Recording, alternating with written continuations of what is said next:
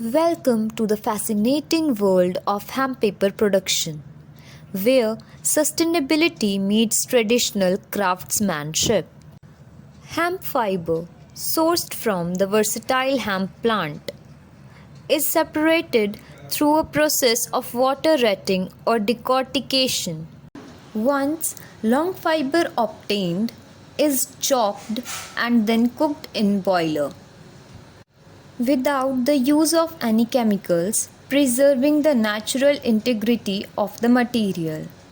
The cooked pulp is then fed into a beater where it undergoes through beating to achieve the desired consistency. Next, the pulp is transferred onto a cloth covered mesh frame, forming a layer of hemp fiber pulp.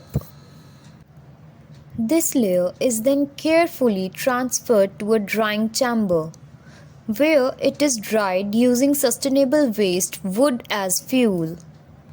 The result, handmade hemp paper, characterized by its unique cloth mesh texture on one surface and the smooth iron texture on the other.